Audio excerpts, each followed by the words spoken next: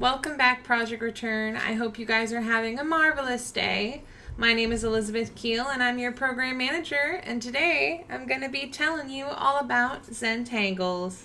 So without further ado, let's get started.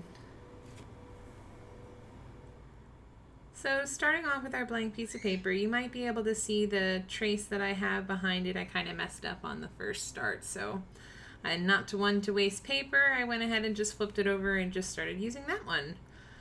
So we're doing a spiral today, and starting off with a quick pattern in that first spiral. It's looking like it's going to be circles. Very exciting to see. Again, I was feeling really rhythmic at the time, so I was really feeling patterns. And then slowly making those a little bit more rectangular almost. Not quite ellipticals, but it makes them look almost like they're steps. So I go ahead and add those spirals in.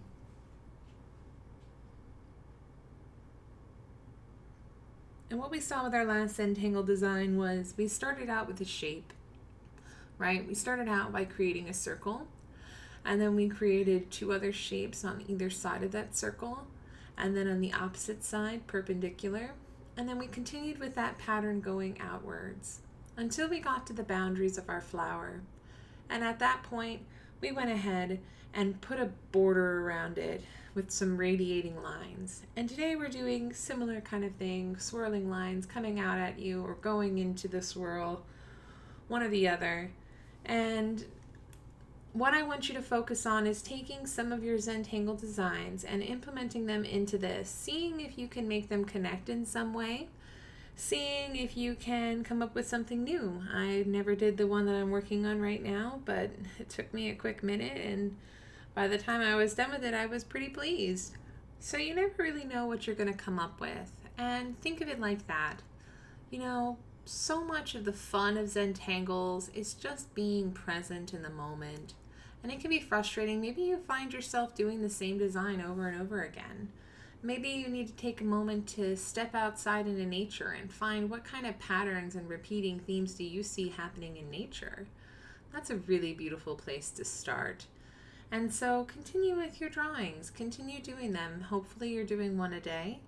Not a full-fledged page like I'm doing, but small ones, just little ones to get your brain going, to think about complex drawing solutions and using design elements to achieve that. So, continuing with my drawing here, continuing with that swirly, curvy line, and what I want you to think about when you're observing this is that first, the different kinds of lines that I've made straight curvy lines, then I've made really squiggly kind of tubes that are intersecting and kind of going in and out and around each other, and generally making a mess on the page. And so I'm using markers today. My permanent markers kind of stained my table a little bit yesterday, to my horror. That's okay. I can live with it. So I'm using washable markers today. I've learned my lesson. But I was out of black. I haven't had black marker in so long. So first world problems. I've got all the other colors. Boo-hoo.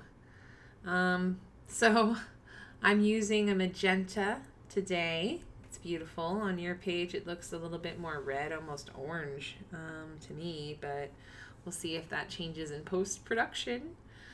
And so, yeah, you see me just starting to color that in. And very soon here we're going to start our time lapse. Now I'm trying with a time lapse to see how you guys like the effect on the videos and see if that shows you a quicker, better way of seeing the process of creating and finishing a Zentangle. So what you'll see here is I'm doing my coloring in. I'm adding in that value around that shape, creating some positive and negative space, and generally just filling in those spots and enjoying myself, like I said. So guys, Remember during this that the most fun part about Zentangles is that it's really all on you to do whatever you want. And sometimes that may be to scribble or crosshatch on a page really angrily, and do that. Why not? Who's going to see it? Who's going to judge you? Nobody. That's the best part about Zentangles. So, except for you guys. You guys get to see my Zentangles, so hopefully you like them. And it's looking pretty good. So get those little intersecting tubular things, color them bad boys in, having fun with it, just doing the work. So as I quickly go through this next section, I'll briefly talk about the design prompts that came into my mind. So here we go. Filling in all those colors. Awesome, awesome, awesome. Decided I wanted to make that one more complex. Added in some other shapes to it. And I thought I'm going to do it infinities. And they kind of look like music notes to me a little bit, so I don't know why. Like a treble clef. So just continuing in and adding in that darker value, that red maroon color. Wanted to experiment here. Consider making mark making that doesn't connect. I decided I wanted to do some thick fat hatching and see how that looked. And then I went immediately to do something super precise. What you see me doing here is using a straight edge to make my straight lines. Super easy way of doing it. Cheater's way, but it works. And then I get to coloring them in. And remember, we're creating those positive and negative shapes by doing this two value drawing. And when we're doing it, we're just trying to have fun, like I said. And so this one was kind of like a grid, and I wanted to do something with a grid, and then I kind of added just thick lines. So I love everything nice, neat, and clean, typically. But that's not necessary.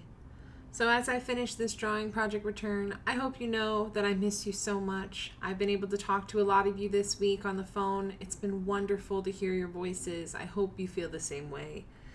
Thank you guys for being part of our project return family. Like and subscribe, all that jazz. Have a good day.